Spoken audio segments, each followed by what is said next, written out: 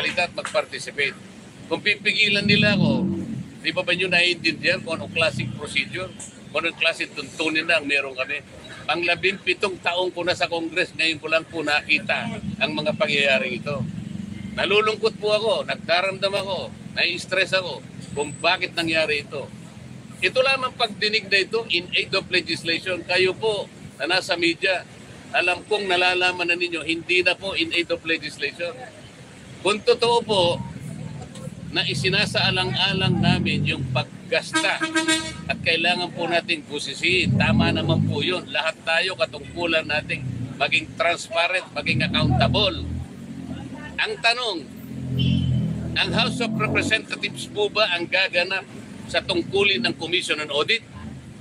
Pagka gano'n, tanggalin na po natin ang COA sapagkat sila na po ang nag-o-audit. Wala po sa tungkulin namin ang mag-audit. Kung sasabihin nila, hindi kami nag-audit. Ang ginagawa namin is investigation in aid of legislation. Okay, kung yun ang ating objective, bakit isa lang inimbestigan natin? Ilang opisina ba ang merong confidential fund sa palagay nyo? May idea ba kayo? NGAs na lang, National Government Agencies. Ilan ba karami ang National Government Agencies? Palagay mo na lang 500. Okay? At yung kalahati nun, binigyan ng confidential fund, 250 yun. LGU, sila ng LGUs, mga mayors and gobernador. Palagay mo lang 1,000, kalahati nun, 500. O di 750 na yun. What about the GOCCs? Government-owned and controlled corporations, mga 300 yan. Kalahati na lang, 450. O palagay mo lang 1,000 na lang ang nabigyan na ahensya ng gobyerno. Bakit? Bakit Office of the Vice President lang? Wala pong nagtataka sa atin kung bakit ang pinipilit na isolate lang, ang pinipilit na gisain lang, Office of the Vice President. At saka yung DepEd na kung saan ay naglingkod siya bilang secretary. Paano po yung iba? In aid of legislation po ba ito? O in aid of persecution? Kaya yun na pong mag-conclude eh. Ang linaw po nito eh. Hindi na po tayo dapat gumamit ng calculator eh. Wala na pong computer na. Hindi nyo pa kayang i-memorize ito. Why are we isolating the Office of the Vice President? Kung confidential fund. Ano po ba yung Commission on Audit? Ito po ay independent constitutional body. Bakit kami po ang gumagawa? Tanungin po natin. Sa Lunes po, ako po ay mag-a-attend ng hearing po, ipagpapatuloy po yata ang pagdinig tungkol sa bagay na ito. Pipilitin kong pumunta ron. Sana po'y walang mga away, sana po'y maging sensible, sana po ipakita nila the better arguments. Wala na po sanang agawan ng hopya para tayong lahat po ay masaya. Para lahat makinabang po ang taong bayan. Ibig ko sabihin, sensible questioning, sensible arguments, wala na po kasi yung quality of debates eh. Wala na po eh. Noon po, yung unang pasok ko sa Congress, napaka-maingat namin kasi pag-address sa bawat isa sa amin. The Honorable Gentleman from Bohol, ganun kami. The Distinguished Congresswoman from Leyte. Ay ngayon po hindi. Duduruin ka pa eh. Sabi pa ng isa. Sasamahan pa yung panlalaki ng mata eh. Are you rebuking this committee? Nakita po kayo ng ganun. Nakakita na po kayo ng ganun. Ngayon ko lang po nakita, ewan ko po sa inyo, sa dami po ninyo, kung hindi po nyo nakikita ang nangyayari. Hindi po namin trabaho ang mag-audit. Yun pong audit observation memo o kaya notice of disallowance. By their very nature, ito po'y confidential. Confidential po eh. Bakit po ang House of Representatives kukunin nila po yung mga dokumento at sila mismo ang gagawa ng gawain ng COA? Ang ibig bang sabihin, gagawa po ba sila ng batas para i-abolish na po ang COA? Hindi po nila magagawa yun. Para ma-abolish mo ang COA, i-amend mo yung saligang batas. Nakakaintindihan po tayo? O, tanong po, ako na lang po nagsasalita. Tanong po. Bakit hindi pa po mapakulong si Franz Castro? Convicted na po siya, di ba? Criminal na siya. Kasi naman, hindi pa final na executory. RTC lang po ang nagpakulong. Ang nag-charge sa kanya, na-convict siya, ngunit meron po tayong mga appeals. Pwede siguro po nag-appeal sa Court of Appeals. Kung sakasakali pong ma-confirm naman ng Court of Appeals yun, ma-affirm, pupunta pa po siya sa Korte Suprema. Ang Korte Suprema lang po ang final and executory arbiter. At pagkatapos po nun, kung sakasakali na i-affirm ng Korte Suprema yung naging hatol ng mga hukuman sa kanya, doon pa lang po siya makukulong. Hindi ba ito insulto sa mga abogado na siya hindi siya abogado, kung victim pa siya, siya hindi nakukulong, siya ang pang nagpakulong sa isang abogado? Actually, nakaka-insulto doon sa paraan na sinasabi niya, itong abogadong ipinakulong nila, ang sabi nila, obstruction of procedures.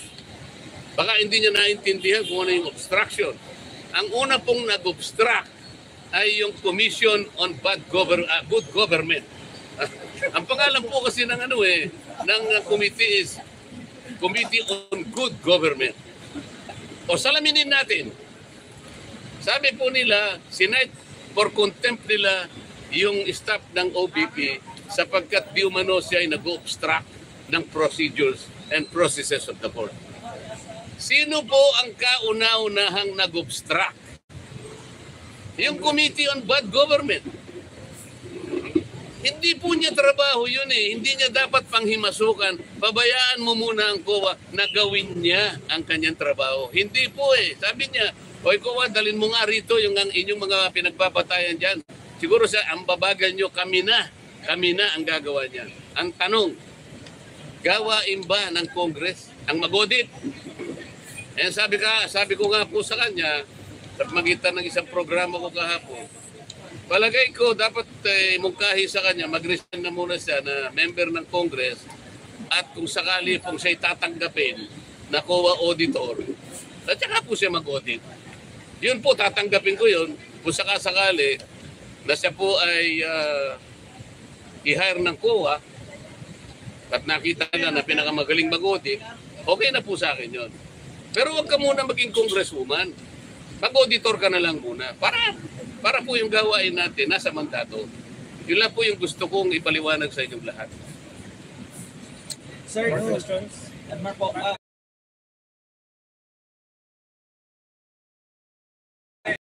sa pagbisita ni VP Sara, meron po ba kayo nakita ng paglaban? Doon sa... Saan pagbisita? Pagbisita ni VP Sara kay Zulaika doon sa house po. Yung pag-stay niya doon sa opisina ng kanyang kapatid. Wala akong makitang paglab doon sapagkat kung kami nga pwedeng matulog sa opisina na. Ako pwede ko matulog sa opisina ko kung sakaling alanganin na may pagkakataon kasing hindi na ako makauwi kasi masyadong sigido na yung panahon. Doon na lang muna ako sa aking opisina. Ngayon kung halimbawa binisita ng pangalawang Pangulo ang kanyang staff na nakakulong. Alam mo, galing Pilipino yun eh. Staff niya yun eh. Kung ako parang sumakit na yung loob ko sa nangyari sapagkat itong abogado, sinasabi niya lang, nakita ko kasi yung ibang bahagi ng proceeding. Parang ang pinagtuunan nila ng pansin, yung pagsulat niya sa COA na sinasabi niya, dapat kayong magpakadalos-dalos, wag muna ninyo silang bigyan ng dokumento sapagkat hindi pa conclusive yung audit observation memo. Totoo naman yun eh. Hindi po conclusive yun. Appealable, hindi final yun. Contestable po lahat yun. Ngayon, ginagawa lang ang tungkulin niya bilang isang abogada. Yun ang pagkakaintindi niya. Maski ako gagawin ko yun eh. Bakit niyo bibigyan sila ng dokumento para silang umako sa gagawin namin, ginagawa pa lang namin ang tungkulin namin eh. Halimbawa po sa isang nagluluto. Nagluluto pa lang po ako eh. May nakialam na po, sabi niya gano'n, bigay mo nga sa akin yung sandok na yan. Teka muna po paano? Bigay mo nga sa akin yung ganito. Hindi po kami ang tagaluto rito ba't po kayo nakikialam eh?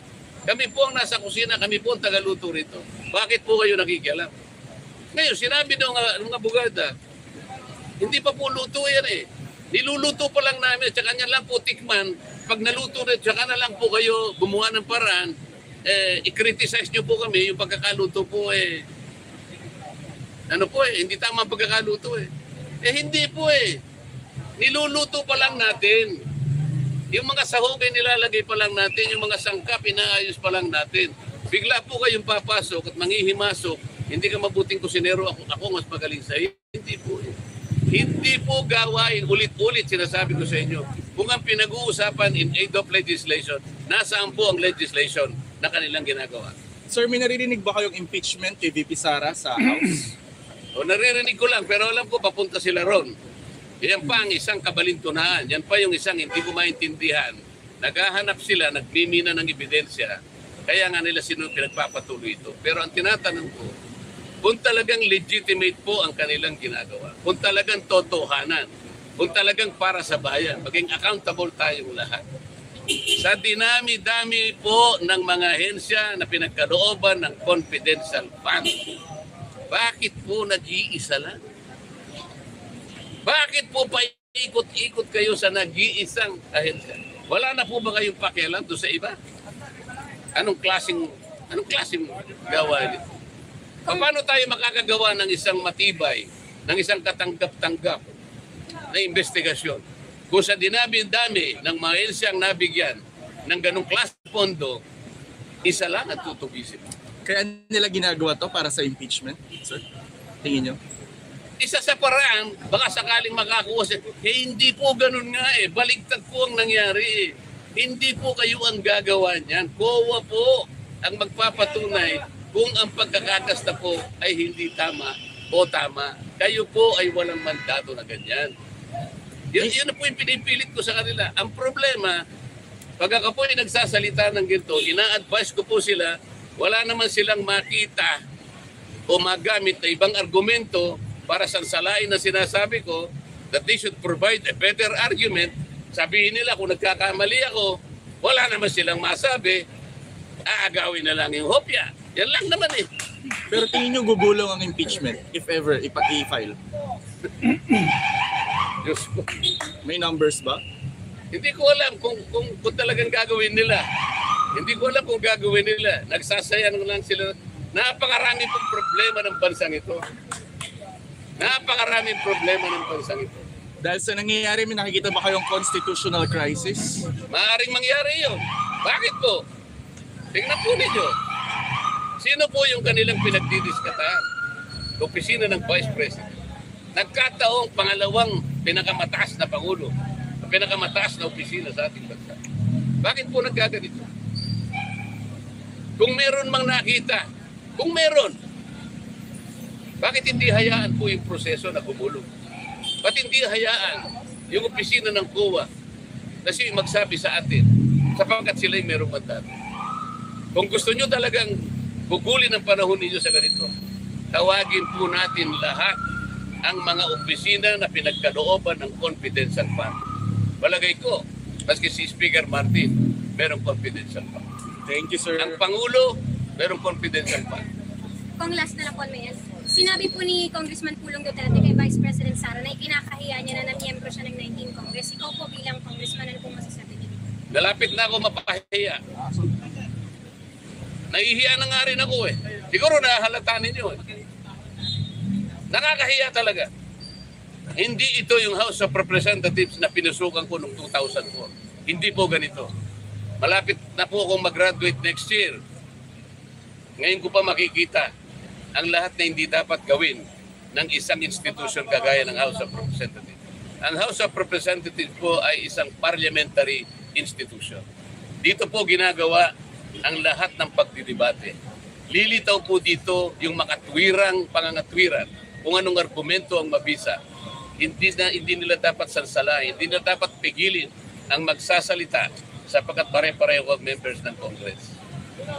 Sir, yung in aid of legislation na hearing, meron na po bang bill na nabasa kayo or meron na ba silang plano nabasa na ipabasa? Yung meron silang naipasang bill sa extrajudicial killing. Pag-uusapan ba natin yun? Basahin po ninyo, nakakatuwa, nakakahiya. Sapagkat akala niya, kailangan po malaman ninyo kung totoo na in aid of legislation po ito. Nakapagpasa na po sila ng panukalang batas October 11, 2024. Ba't ay pa nilang tumigil? Meron na pala. So hindi na in aid of legislation, tapos na, di ba? Ang hinahanap nila yung makagawa ng batas tungkol sa EJK. Nagawa na eh. Na-file na October 11, 2024. Ba't tayo mo tumigil? Meron ka bang gustong gawin siguro? Di ba? Kung ano po masasabi niyo sa sinabi po ni Vice President Sara Duterte na ang gobyerno na ito ay walang pagtutulong. It is nothing. Hinandito po. Wala akong magagawa kung yan ang sentimento ng Vice President.